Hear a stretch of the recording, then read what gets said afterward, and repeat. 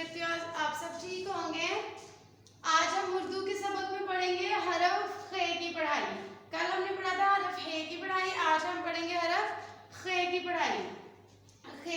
खे से बने वाले अल्फाज को पढ़ेंगे और खे को लिखना सीखेंगे।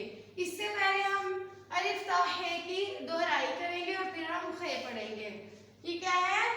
अलिफ। अलिफ से अनार। ये क्या है? बे। बे से बकरी। बे के नीचे कितने पराठे खाता है?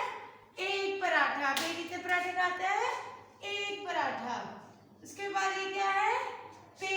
पे से पेंसिल। पे से पेंसिल। पे से परिंदा। तो पे कितने पराठे खाता है? 3 पराठे खाता है। उसके बाद है से।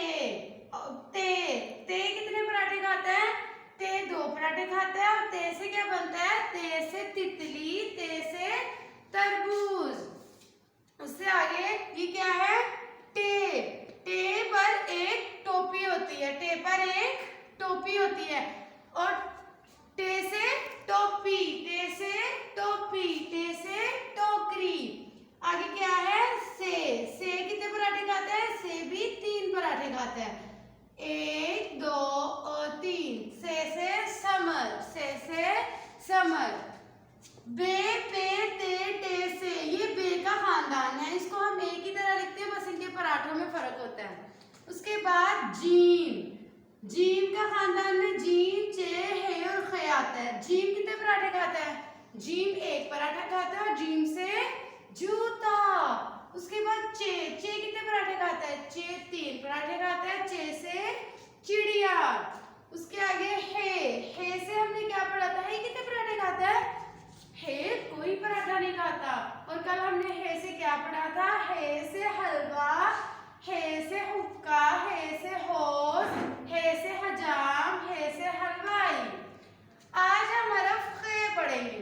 खे से क्या बनता है? खे से खरगोश। खे से खरबूजा। खे से खत। खे से खरगोश।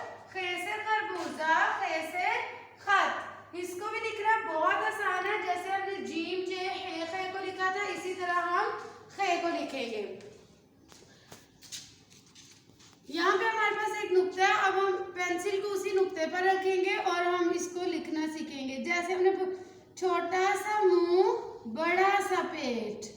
ये क्या हो गया? इसके ऊपर एक पराठा और ये खे।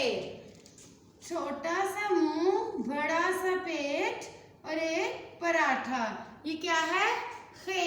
आपने खे को लिखने की मशक करनी है और आपने खे को पढ़ना भी है और पिछली आपने दोहराई भी करनी है। हे और खे की पढ़ाई करनी है। अमली किताब सफा नंबर 12 पर दिया गया काम भी मुकम्मल करना है। और खे से और भी बहुत से अल्फाज ढूंढने हैं। खे से और क्या बनता है। Okay student.